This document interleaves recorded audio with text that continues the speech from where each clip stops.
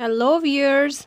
आज मैं आपके लिए नए drama series which is love की स्टोरी एक्सप्लेनेशन करने लगी हूँ। अगर आप मेरे चैनल पर नए हैं तो प्लीज़ मेरे चैनल को सब्सक्राइब करना मत भूलें। तो गाइस, विच इज़ लव की एपिसोड नंबर 1 इस तरह स्टार्ट होती है कि एक बच्चा दिखाया जाता है जो कि बहुत ज़ख्मी होता है और एक अजीब से हुलिये वाला स्ट्रेंजर बच्चे को उठाकर ले जाता है और वो उस बच्चे को जाकर लिटा देता है और फिर उस बच्चे की पॉकेट में से एक बॉल बाहर गिरता है और फिर वो स्ट्रेंजर उस बच्चे पर अटैक करने लगता है तो लड़के की आंख खुल जाती है। दूसरी तरफ हमें चू होंग को दिखाते हैं कि वो सामान उठाकर चल रही होती है और उसकी ग्रैंड माँ उससे कहती है कि इतना मेकअप ना किया करो और चू होंग जल्दी जल्दी सामान उठाकर वहाँ से भाग जाती है। रास्ते में वो अपने शूज़ बदलती है और अपने फेवरेट सैंडल पहनकर ठुमक ठुमक कर चलने लगती है। रास्ते में वो फ़ोन भी यूज़ करती रहती है। वहाँ पर एक बच्चे का एक्सीडेंट होने लगता है तो चू होंग चुटकी बजाकर अपने मैजिक से उस बच्चे को बचा लेती है। फिर पीछे से एक आवाज़ आती है कि ये एक सीक्रेट है, लेकिन आजकल इस दुनिया में विचेस भी रहती हैं। फिर हमें दिखाते हैं कि 3 विचेस ने मिलकर एक राइस रेस्टोरेंट खोला हुआ है। नेक्स्ट सीन में वो एक आदमी को दिखाया जाता है जो कि एक कंपनी का डायरेक्टर है और वो अपनी गाड़ी से बाहर उतरता है। उसका नाम सोंग ताई है और यही हमारे इस ड्रामे की मेल लीड है।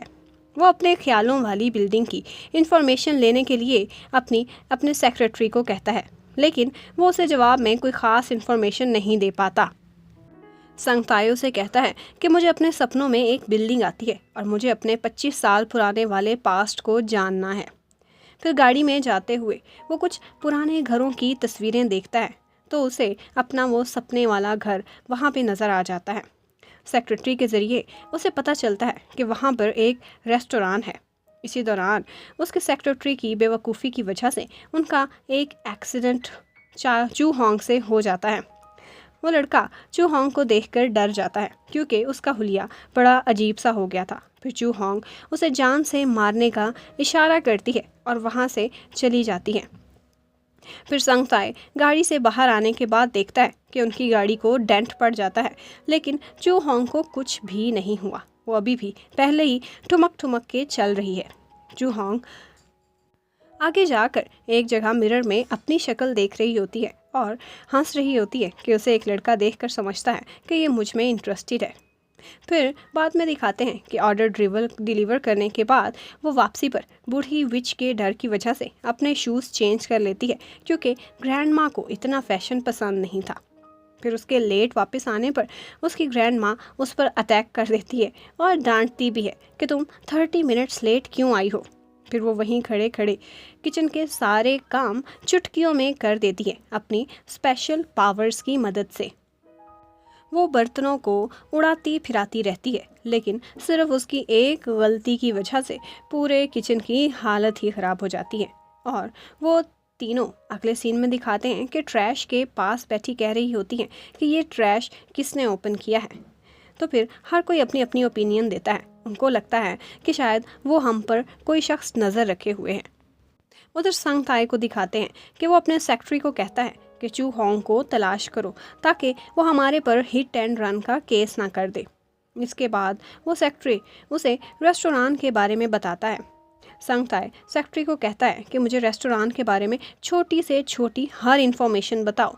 इस रेस्टोरेंट पर वही बिल्डिंग थी जो वो अपने सपनों में देखा करता था।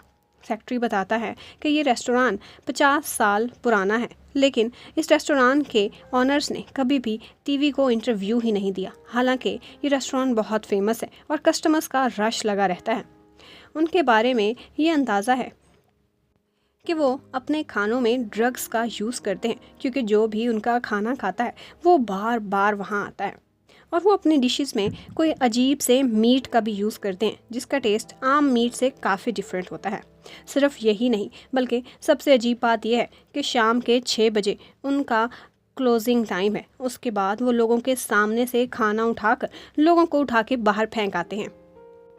उसका सेक्रेटरी ये भी बताता है कि उस रेस्टोरेंट के ऑनर 2 बूढ़ी औरतें और एक यंग लड़की है और वो अपनी फ़ोटो भी किसी को नहीं बनाने देती। वो इतनी मिस्टीरियस है कि इर्द गिर्द के लोगों को, अपने नेबर्स को भी अपने से दूर रखती हैं। उन लेडीज़ की एज के बारे में भी वो उनको बताता है। संगताई सेक्रेटरी से पूछता है कि वो लोग 6 बजे के बाद फिर क्या करते हैं, लेकिन सेक्रेटरी तो कोई जवाब नहीं देता। जबकि नेक्स्ट सीन में हमें दिखाते हैं कि 6 बजे के बाद रात को वो विचेस कार्ड्स खेल रही होती हैं और चू होंग किसी आदमी से मैसेजिंग कर रही होती है और अपनी ग्रैंड माँ से सीक्रेट रखती है। फिर वो ओवर टाइम के बारे में बात करते हैं कि इंसान क्यों ओवर टाइम करते हैं।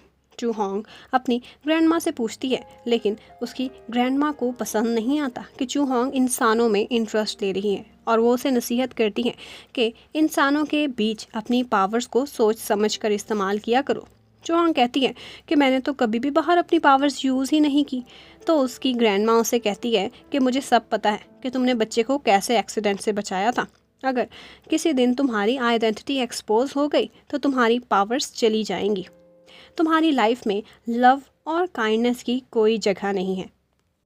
फिर हमें एक मीट सप्लायर को दिखाते हैं कि जिसके पास लेबर की कमी होती है और उसका काम भी आजकल सही नहीं चल रहा होता। फिर अगले दिन एज़ यूजुअल उन लोगों के रेस्टोरेंट के बाहर लोगों की लंबी लाइन लगी होती है और वो सप्लायर भी विचेस के रेस्टोरेंट में पहुंचा होता है और वो एक छोटी विच को कहता है कि मेरे प्रपोज़ल का जवाब तो दो, और विच शर्मा शर्मा कर उसे मना कर देती है। वो विच को कहता है कि अगर आपको एक और ब्रांच खोलने का मौका मिले तो आपका बिजनेस और भी बढ़ जाएगा। वो विच ऐसे बिहेव करती है कि जैसे वो बिजनेस प्रपोजल नहीं बल्कि मैरिज प्रपोजल दे रहा हो। इतने में ऊपर से बड़ी विच आ जाती है और उस सप्लायर को वहाँ से भगा देती है और उससे कहती है कि अगर ऐसी बात तुमने दोबारा की तो रेस्टोरेंट में कभी एंटर भी नहीं होने दूंगी। फिर बाद में छोटी विच बड़ी विच को कहती है कि वो सप्लायर बिजनेस नहीं करना चाहता था, बल्कि इशारों इशारों में वो मुझे देखने आया था, मैरिज प्रपोजल देने गया था। दूसरी तरफ संग ताई को दिखाते हैं कि वो इस रेस्टोरेंट के इर्द गिर्द दुकानों से उस रेस्टोरेंट के बारे में इंफॉर्मेशन लेता है, लेकिन वो उसे कुछ खास नहीं बता पाते। फिर वो फ़ोन पे अपने सेक्रेटरी से इसी रेस्टोरेंट के बारे में बातें कर रहा होता है तो चू होंग वहीं पर आ जाती है। चू होंग एक नेल पॉलिश उठाते उठाते गलती से उसे अपनी डिश मार देती है। वो लड़का चू होंग को अपनी कराटे मूव्स के ज़रिए उसको नीचे गिराने की कोशिश करता है, लेकिन चू होंग तो उससे भी 2 हाथ आगे थी, वो उसे ही नीचे गिरा देती है। संग ताई खड़ा होता है और चू होंग को सॉरी करता है और कहता है कि मुझे मिसअंडरस्टैंडिंग हो गई थी कि जैसे कोई मुझ पर अटैक कर रहा है। फिर संग ताई को याद आता है कि ये तो वही लड़की है जिसके साथ उसकी गाड़ी की टक्कर हुई थी। वो चू होंग को कहता है कि एक्सीडेंट के बाद तुमने मुझे जान से मारने की धमकी भी दी थी, लेकिन चू होंग उसकी बातों का जवाब दिए बगैर शॉप से बाहर चली जाती है। वो भी उसके पीछे पीछे चलता रहता है। वो चू होंग को कहता है कि मैं तुम्हारा कोई दीवाना नहीं हूँ, बल्कि सिर्फ इस बात से हैरान हूँ कि एक्सीडेंट की वजह से तुम्हें तो कोई नुकसान ही नहीं हुआ, लेकिन गाड़ी को डेंट पड़ गया। फिर चू होंग उसकी तसल्ली कराती है कि मैं बिल्कुल ठीक ठाक हूँ और अपनी जान छुड़ाकर वहाँ से निकल जाती है। फिर चू होंग अपने रेस्टोरेंट जा रही होती है तो उसे कहता है, उसको ऐसी फीलिंग आती है कि जैसे संग ताई उसका पीछा कर रहा है, लेकिन वो तो खुद भी उनके रेस्टोरेंट की तरफ ही जा रहा होता है। वो देखता है कि चू होंग उसी रेस्टोरेंट में एंटर हो जाती है। फिर संग ताई उस रेस्टोरेंट को बाहर खड़ा देखता रहता है। इस दौरान चू होंग पर पानी की बाल्टी लाकर फेंक देती है। संग ताई भीग जाता है। पर अगले सीन में संग ताई अपने घर पहुंच चुका होता है और नहा कर बाहर निकलता है और खुद से कहता है कि ये चू होंग मुझे क्या समझती है, क्या मैं कोई आवारा और बदमाश लड़का हूँ। फिर वो अपने सेक्रेटरी को फ़ोन करता है और उससे कहता है कि मुझे रेस्टोरेंट वाली बिल्डिंग की और इन्फॉर्मेशन चाहिए, हर छोटी से छोटी बात मुझे मालूम होनी चाहिए। दूसरी तरफ विचेस के साथ अजीब अजीब सी घटनाएं पेश आने लगती हैं। कभी उनका मेल बॉक्स टूट जाता है, कभी उनका ट्रैश खुला पड़ा होता है। उन्हें शक होता है कि जैसे कोई उन पर नज़र रखे हुए है। फिर ऊपर से उनका सप्लायर भी आ जाता है और उनको सेफ्टी इन्फॉर्मेशन से रिलेटेड कुछ इंस्ट्रक्शंस का पेपर देता है। फिर वो अंदर बैठकर उनसे बातें करने लग जाता है। बड़ी विचू से कहती है कि तुम इतना हंसते क्यों? तो सप्लायर कहता है कि ये तो मेरे प्रोफेशन का हिस्सा है, हमें हंसकर कस्टमर से बात करनी पड़ती है। फिर छोटी विच सप्लायर के लिए चाय लेकर आती है। सप्लायर उनको कहता है कि आप लोगों के साथ जो एक्सीडेंट्स पेश आ रहे हैं उसके बारे में पुलिस को बताना चाहिए, और अपना फ़ोन निकाल कर पुलिस को कॉल करने लगता है। तो तीनों विचेस डर जाती हैं और उस पर चाय गिरा देती हैं। सप्लायर इतना जला खड़ा होता है, लेकिन फिर भी हंसता रहता है। फिर वो जली हुई टांगें लेकर हंसता हंसता वहाँ से बाहर चला जाता है। बड़ी विच छोटी विच को डांटती है कि तुमने इतना मेकअप क्यों किया हुआ है। उधर संग ताई को फिर से सपना आता है कि वो रेस्टोरेंट वाली बिल्डिंग के बाहर खड़ा है और कोई आदमी उस पर अटैक कर रहा है। वो परेशान होकर उठ के बैठ जाता है। दूसरी तरफ सप्लायर को दिखाते हैं कि वो रात को भेस बदल कर रेस्टोरेंट के बाहर पहुंच जाता है।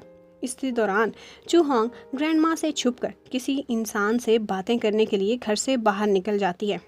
सप्लायर चुपके से विचिस के घर के अंदर चला जाता है। विचिस खाना बना रही होती हैं और वो उनकी वीडियो बनाने लग जाता है। ऊपर से चूहोंग भी वापस आ जाती है और उनकी बातों से उस सप्लायर को मालूम हो जाता है कि ये लोग आम इंसान नहीं बल्कि विचिस है। फिर वो तीनों विचिस जादू टोना करने लगती हैं। वो सप्लायर उनकी वीडियो बताता रहता है। वहाँ पर जादू की वजह से तेज़ तेज़ हवाएं चलने लगती हैं और वो उड़ने लग जाता है। विचिस को सप्लायर के शोर की वजह से उसके बारे में मालूम हो जाता है। वो उसके पास आती हैं तो वो डर जाता है और बताता है कि वो असल में उनकी रेसिपी का राज चुराने आया था। फिर बड़ी विच अपनी पावर से उस सप्लायर की मेमोरी ही मिटा देती है। फिर वो उसे बोरी में बांधकर गाड़ी में डाल देती है। संग ताए भी उनके रेस्टोरेंट के बाहर खड़ा ये सब कुछ देखता रहता है। फिर बड़ी विच गाड़ी चलाकर वहाँ से चली जाती है। फिर अगले दिन सुबह विचिस रेस्टोरेंट को बंद करके सुबह नाश्ते में बहुत खुश बैठी होती हैं कि संग ताए उनके रेस्टोरेंट के बाहर आता है। चूहोंग रेस्टोरेंट का दरवाज़ा खोलती है और संग ताए को देखकर शॉक्ड रह जाती है, क्योंकि वो उसको कहता है कि मैं इस बिल्डिंग का मालिक हूँ। और यहीं पर ही ड्रामे की एपिसोड नंबर 1 ख़त्म हो जाती है।